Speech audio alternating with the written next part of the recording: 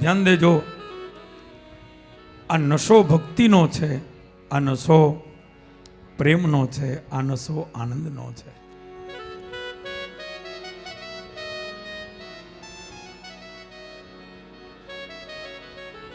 कोई सरस कहूं कि नशा तो मुझ में है, बोतल में नहीं, शराब में नहीं.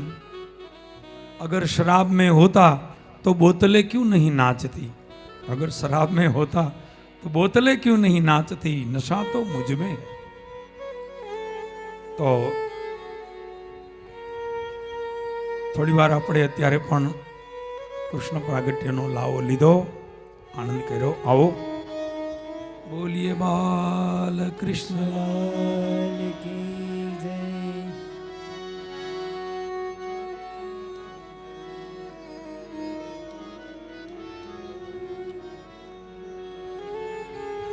मोहे पनघट पे नंदलाल छेड़ गयो रे. मोहे पनघट पे, पनघट पे आ मोरी नाजुक कमरिया मरोड़ गयो री. मोरी नाजुक कलैया मरोड़ गयो रे. मोरे पनघट पे आए, मोहे पनघट पे नंदलाल छेड़ गयो रे. मोहे पनघट पे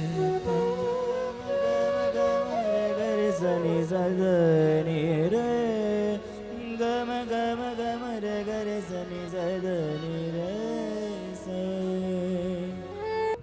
નો પહેલો નિયમ છે એકાગ્રતા, ધ્યાન. આ દુનિયામાં ધ્યાન વિનાનું બધું નકામું છે. કોઈ પણ વસ્તુમાં ધ્યાન ન હોય તો બધું નકામું છે. તો એમ કથામાં પણ ધ્યાન બહુ મહત્વનું છે. ખૂબ એકાગ્રતાથી આગળની કથા બધા શ્રવણ કરે. આપણે કથા જોતા હતા, વ્રજમાં ગોકુળમાં આટલો આનંદ શું કામ થયો, શું કામ? ઘણા પેડાના પેકેટ લઈને આવે છે આપણી પાસે. મારે ઘેર બાબુ આવ્યો, આપણે નાચવા માંડીએ છીએ. ઘણી વાર તો ઉપરથી આમ બતાવીએ કે ઓહો અમને બહુ આનંદ થયો. મનમાં એમ કે અમને હું તમારે ઘેર બાબુ આવ્યો. આજનો માણસ તો ઉપરથી રૂડું લગાડતા એવું આવડે. ઓહો તમે અમને એટલા વાલા, હમણાં તમને જ યાદ કરતા હતા. યાદ કરવાની બે રીત છે. કઈ રીતે યાદ કરતા હતા? સારી રીતે કે ગાયડું દેતા હતા? પણ યાદ માણસ બે રીતે કરે. સારી રીતે પણ કરે અને કંટાળીને કરે. વાત જવા દી. મારું કહેવાનો અર્થ,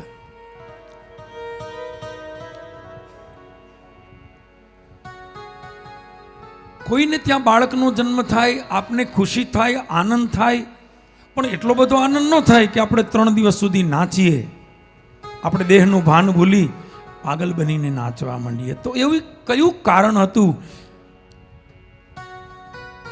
એવું કયું તત્વ હતું કે વ્રજવાસીઓ 3 દિવસ સુધી દેહભાન ભૂલીને નાચ્યા? ન કોઈને ખાવાનું યાદ આવ્યું, ન ઘર યાદ આવ્યું, ન પરિવાર યાદ આવ્યો, ન દેહનું ભાન રહ્યું, ન સમયનું ભાન રહ્યું. આનંદના સાગરમાં 3 દિવસ સુધી વ્રજવાસીઓ નાચ્યા છે. 3 દિવસ સુધી, નોમ, દસમ અને 11. 3 દિવસ સુધી ઉત્સવ ચાલ્યો છે. કૃષ્ણ જન્માષ્ટમીની રાત્રે આવ્યા 12 વાગે. રાત્રે 12 વાગે આવ્યા, પણ એ તો મથુરામાં. ગોકુળમાં ક્યારે ખબર પડી? સવારે 5 વાગે. 4, 4:30 વાગે નંદજીના બહેન સુનંદાએ જ્યારે યશોદાના ભવનની અંદર આવીને જોયું, યશોદાની ગોદમાં નાનકડા બાલમુકુંદને, બાલકૃષ્ણને જોતા નાચી ઉઠ્યા. અરે ભાભી, વધાઈ હો, લાલો ભયો હે, પુત્ર જન્મ ભયો. યશોદાને ખબર નથી આવું ક્યારે જગતમાં બને. એ તો જાણતા પણ નથી દીકરાનો જન્મ થયો છે કે દીકરીનો. એ તો નણંદે જગાડ્યા કે ભાભી જાગો, લાલો ભયો હે. અરે મને તો ખબર નથી. નણંદ એટલા રાજી થયા. આ નણંદનું નામ છે સુનંદા. જે આનંદ આપે એનું નામ સુનંદા, આનંદા. અને જે આનંદ ન આપે એનું નામ નંદ. આનંદ આવવા જ ન દે. નણંદ, નળે નણંદ.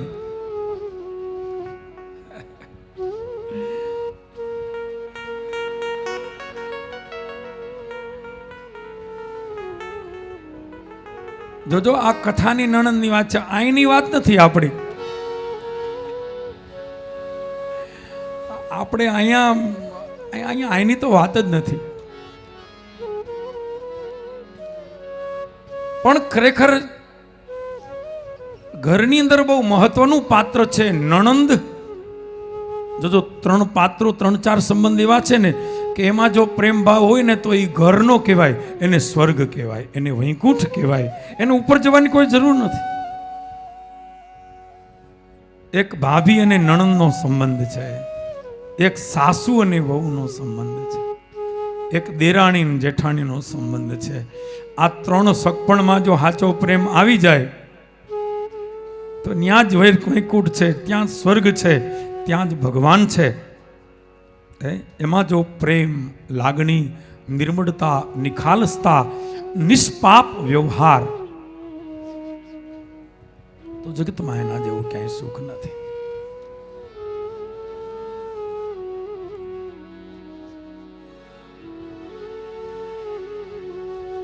કાયમ ભાભીના ખોટા ખોટા વાંક કાઢે, ન હોય તોય બધું ભાભી ઉપર દોષ ભાભીનો. કઈ સારું હોય તો કે ઈ તો મેં કર્યું બા. અને ઘર આખામાં આખો દી નૈડા કરે, એનું નામ નણંદ. નળંગ ઢળંગ. પણ ઘરની અંદર જે આનંદ આપે, ભાભીની નણંદ નહીં પણ મિત્ર બનીને, સખી બનીને, સહેલી બનીને રહે, ભાભીના દરેક સુખમાં દુઃખમાં એની સાથે રહે, એનું નામ નણંદ નહીં, એનું નામ સુનંદા. જે આનંદ આપે, સુખ આપે, કંઈ એવું થયું હોય ને તોય ઢાંકીને રાખે. કઈ એવી ઘટના ઘટી હોય ને તો દોષ પોતા ઉપર લઈ લે. એ ભાભીના હૃદયમાંથી નણંદ માટે દુઆ નીકળે, એના હૃદયની અંદરથી પ્રેમ નીકળે. મારી નણંદ કેવી સારી છે.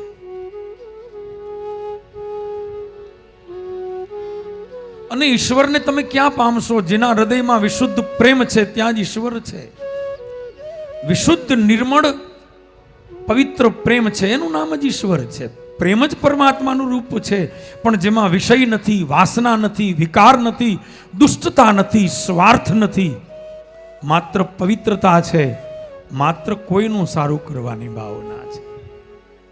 એ પ્રેમ એ જ ઈશ્વર, એ પ્રેમ એ જ કનૈયો, એ પ્રેમ એ જ ભગવાન, એ પ્રેમ એ જ નારાયણ.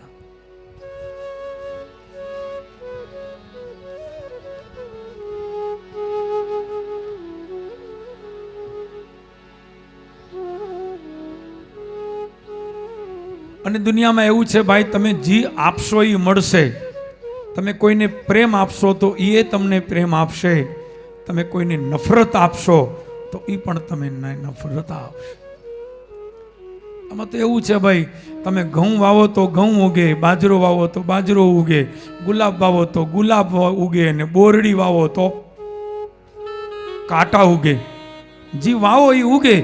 એમ તમે કોઈને પણ પ્રેમ આપો, લાગણી આપો, આદર આપો તો એ પણ તમને પ્રેમ આપશે, એ પણ તમને લાગણી આપશે. તમે એને દુઆ આપો તો એ તમને દુઆ આપશે. અરે કદાચ એ દુઆ ન આપે તો કઈની ચિંતા ન કરશો, ભગવાન તો જોવે છે ને. અને એ તો નક્કી છે, ભગવાન બધું જોવે છે, બરાબર જોવે છે. માણસના કર્મનું ફળ ઈશ્વર આપે જ છે. સામેવાળાને જે કરવું હોય તે કરવા દો. એક ચિંતકે બહુ સરસ કહ્યું કે કોઈ માણસ ગાળ બોલે એટલે આપણે બોલવાની, આપણે બોલીએ એટલે એનો અર્થ એ થયો કે આપણે નીચે ઉતર્યા, આપણે હાથમાં માણે રહીએ છીએ, આપણે શું કામ નીચે ઉતરવું. કોઈ માણસ નીચે રહે છે એનો અર્થ એ કે અપશબ્દ બોલે, ખરાબ બોલે, એનો અર્થ એ થયો કે આ નીચે રહે છે. આપણે નીચે ન ઉતરાય એ ભલે. સંસ્કારની જે ઊંચાઈ છે એમાંથી આપણે નીચે શું કામ ઉતરીએ. એને બોલવા દો, એનું કાર્ય એને કરવા દો.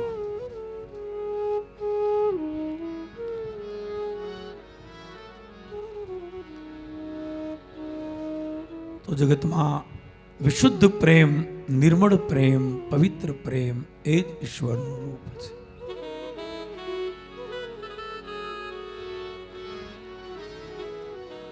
સુનંદાજીએ સમાચાર આપ્યા. નંદજીને કહ્યું કે ભૈયા, તમારે ઘેર ભગવાને કનૈયો આપ્યો, પુત્ર આપ્યો છે. નંદજી બહુ રાજી થયા. ગળામાં પહેરેલી મોતીની માળા ઉતારી વધાઈ સ્વરૂપે આપીશ. બહેન, તમે મારી જિંદગીનો સર્વશ્રેષ્ઠ આનંદ, સર્વશ્રેષ્ઠ સમાચાર આપ્યા. રાજી થયા છે. સુનંદાએ પછી તો સમગ્ર વ્રજવાસીઓને કહ્યું કે ઓ વ્રજવાસીઓ, ઓ ગોપીઓ, ઓ ગ્વાલો, અરે વધાઈ હો, નંદ કે ઘર આનંદ ભયો હે, નંદ કે ઘર પુત્ર જન્મ ભયો હે. અને એ સમાચાર વાયુ વેગે ગામમાં ફેલાયા. વ્રજના ગોપ ગોપીઓ સુંદર વસ્ત્રો પરિધાન કરી ફૂલ અને અક્ષત લઈ કૃષ્ણને વધાવવા આવી પહોંચ્યા. અને નંદ ભવનની અંદર ઉત્સવ ઉજવાવા લાગ્યો છે.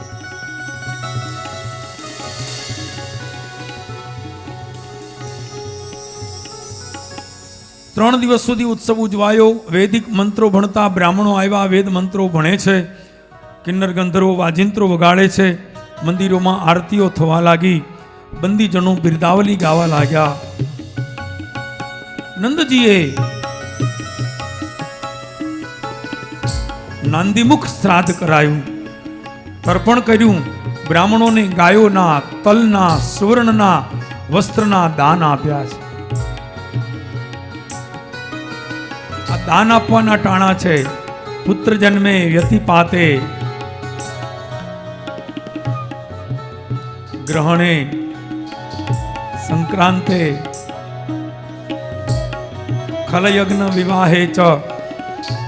આ ખલયજ્ઞે, વિવાહે, સંક્રાંતે, વ્યતિપાતે, પુત્ર જન્મે, આ બધા દાન દેવાના ટાણા છે.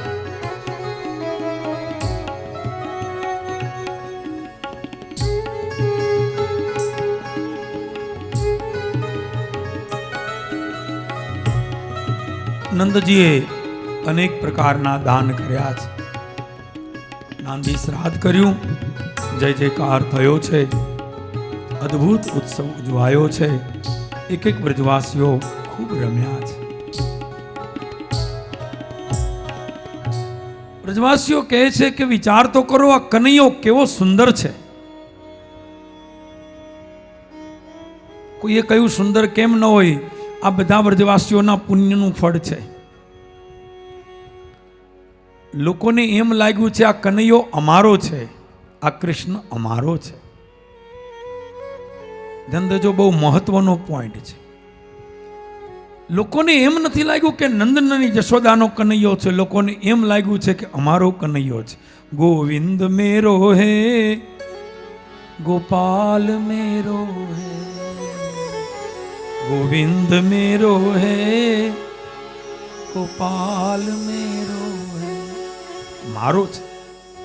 અરે બાંકે બિહારી નંદલાલ મેરો હે, श्री बांके बिहारी नंदलाल मेरो है, गोविंद मेरो है, गोपाल मेरो है, गोविंद मेरो है, गोपाल मेरो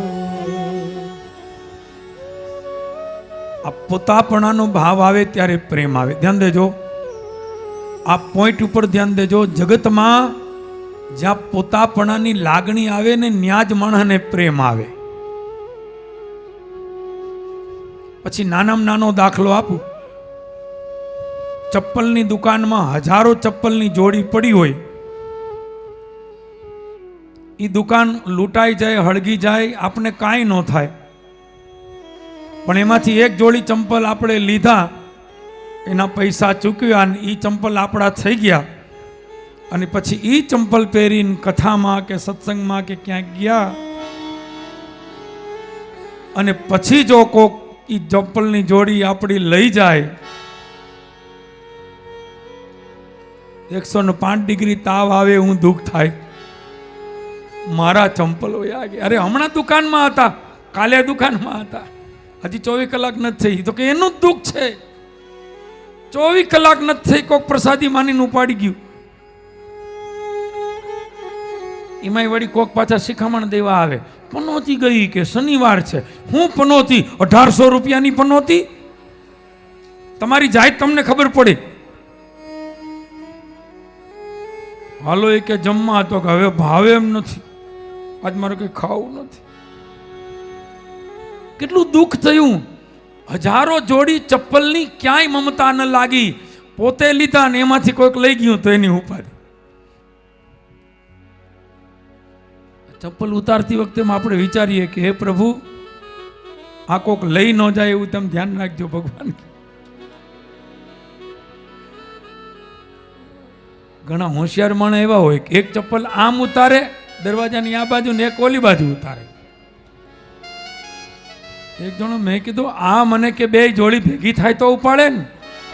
વાહ, બોલો માણસ હોશિયાર કેવા, બોલો. એક ચોડિયા એક ચપ્પલ આ બાજુ ઉતારે ને એક ઓલી બાજુ. મેં કીધું આ તો કે બે ભેગા થાય તો ઉપાડે ને, એક થોડું ઉપાડે. આ તો સારું કરવા જેવું. મને કેમ બધા આવું જ કરી. કીધું તોય કોક હોશિયાર હોય ને લઈ જાય તો બે ગોતીન, તો કે અમે પછી કોકના પ્રસાદી માનીને લઈ જાય. કે વાંક નથી, અમારા કોક લઈ તો અમે શું કરી લે. પણ મારો કહેવાનો અર્થ છે, મારું થાય ત્યાંથી માયા લાગે છે. આપણું થાય ત્યારથી માયા. જે વસ્તુ આપણી થઈ, મારું થયું. રામાયણકારે લખ્યું કે મેં અરુ મોર તોર તે માયા. આ મારું અને તારું, આ હું અને આ તમે, આ મારું ને તમારું, બસ એનું જ નામ માયા. આખી દુનિયા આમાં જ લડે છે. આ માણસ સમજણો થાય ત્યારથી ગુજરી જાય ત્યાં સુધી એમાં લડે જ રાખે. આ મારું છે ને આ તમારું છે ને, આ તમારું છે ને આ મારું છે ને આ અમારું છે ને, આ મેં તમને દીધું. આખી ભગવાને એવી માયા બનાવી છે, આ એની લડત છે આખી દુનિયામાં. અમારું ના તમારું, અમારું ના તારું. સુખે એનું છે ને દુઃખે એનું છે. સુખ પણ એનું, દુઃખ પણ એનું. કોઈને ઘેર બાબાનો જન્મ થયો હોય, એ પેડો ખવડાવે એટલી વાર જ આપણું મોઢું મીઠું થાય, આપણે રાજીએ થાય. પણ ઉપરથી પણ આપણે ઘેર બાબો આવ્યો હોય તો પેડો ખાવાની જરૂર ખરી, એને મેળે મોઢું મીઠું થઈ જાય. આ માયા, આ મમતા, આ માયા. મારું થયું ત્યારથી માયા લાગે.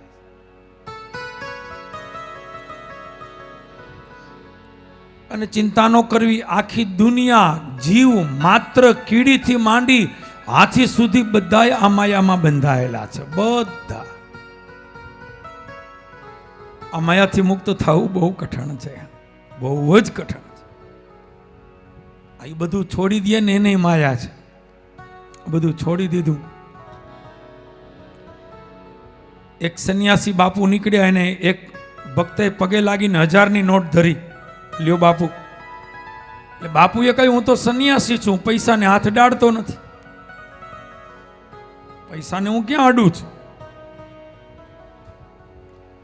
તો નથી હાથ ડાળતા? તો કે ના. તો પાછી લઈ લઉં. એને 1000ની નોટ લઈ લીધી. સંન્યાસીએ કીધું કે હું હાથ અડાડતો નથી પણ લેતો નથી એમ નથી કીધું. તો કે તો હાથ નથી અડાડતા તો લેશો કેમ? તો કે કામ કરો, મારે આ ધોતિયાને છેડે બાંધી દે, આને છેડે બાંધી દે. હાથ નહીં અડાડું પણ ક્યાંક વાપરવા તો જો હે ને, આમાં આમાં બાંધી દે કે અડવું નહીં. પણ અહીંયા તો ટીંગાડ્યું. બહુ અઘરું છે.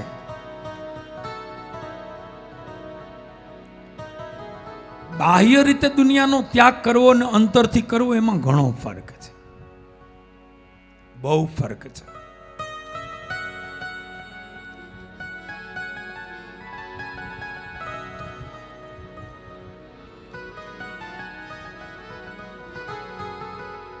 ઓલું નથી કે એક ઠેકાણે 50 લાખની ગાડી પડી હતી, કાર. પૂછ્યું કે આ કેની ગાડી છે? તો કે ત્યાગી બાપુની છે. હા, આપણે 8 લાખની લેવાના વાંધા છે, બાપુ ત્યાગી, ગાડી 50 લાખની.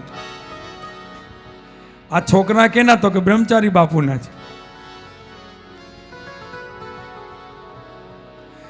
એટલે કોણ બોલ બોલ કરે છે? તો કે મોની બાપુ. આ હુઈ કોણ ગયું? તો કે ખડેશ્રી. તો બહુ અઘરું છે. બાહ્ય નિયમ રાખવા અલગ છે, આંતરિક રાખવા અલગ છે. જગતમાં મારું થાય ત્યાંથી માયા લાગે છે. મેં અરુમોર તોરતે માયા.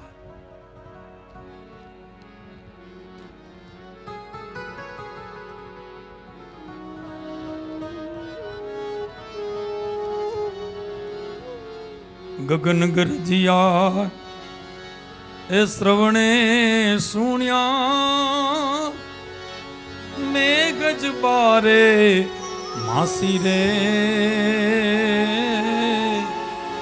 ઓ જી ગગન ગરજિયા એ શ્રવણે સુણ્યા, બારે માસી રે. ઓ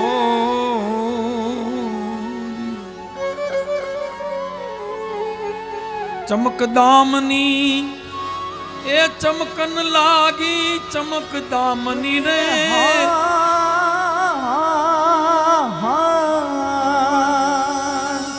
એ ચમકન લાગી हुआ ब्रह्म उजियारा मेरे सदगुरु, प्रेम ज्योत प्रकाशी रे. हो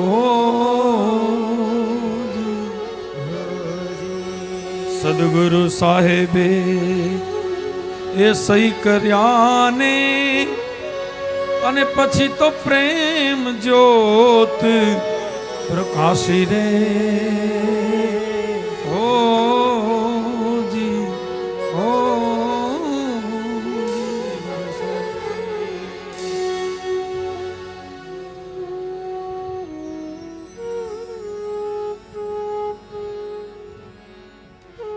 એક પરમ ભક્ત પતિ પત્ની જતા હતા. આગળ સોનાના કડા રસ્તામાં પડ્યા હતા. પતિ આગળ ચાલે છે, પત્ની પાછળ હાલી આવે છે. બે સંત છે. પતિને એમ થયું સોનાના કડા સરસ છે, બેનો પહેરે એવા જાડા એવા સરસ. પતિને એમ થયું મારી પત્ની જોશે એનું મન જાશે, કદાચ મન બગડે અને લઈ લે તો. કારણ કે આ તો કોઈના છે, કોઈનું લેવું એ બરાબર નથી. એટલે એ ત્યાં ઊભા રહી ગયા. જે કડા હતા એની ઉપર આમ ધૂળ મીંડા નાખવા, કે જોવે તો મારા પત્નીનું મન જાય ને, ઢાંકી દઉં. ત્યાં એના પત્ની આવ્યા, શું કરો છો? આ સંત પતિએ કહ્યું કે કંઈ નહીં, આ જરા. એની પત્નીએ કહ્યું કે કંઈ જરૂર નથી, ધૂળ ઉપર ધૂળ નાખો તોય ભલે, ન નાખો તોય ભલે, મને કોઈ ફરક નહીં પડે. શું કામ ધૂળ ઉપર ધૂળ નાખો છો? ત્યારે એના પત્નીની આંખમાં અશ્રુ આવ્યા. હું તો આને સોનું માનું છું, મારી પત્ની તો આને ધૂળ માને છે. મારા પત્ની તો આનાથી મારાથી પણ એક ડગલું આગળ છે. હાથ જોડ્યા કે દેવી, તમે તો મારાથી એક ડગલું આગળ. મને તો એમ થયું કે સોનું છે, પણ તમારી દ્રષ્ટિમાં તો આ પણ ધૂળ છે. ને કહ્યું, મારા ધૂળ ઉપર ધૂળ શું કામ નાખો છો? મારું કઈ મન જશે નહીં.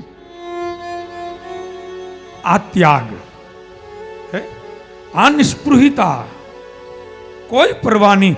અઢળક ધન સંપત્તિ પડી હોય તો એમાં એનું ધ્યાન ન જાય, એમાં એનું મન પણ ન જાય. કરોડોની સંપત્તિ પડી હોય તો હામુય ન જોવે. આ નિરપેક્ષ ભાવ, આ વિરાગ, આ ત્યાગ, એમાં એનું મન પણ ન જાય.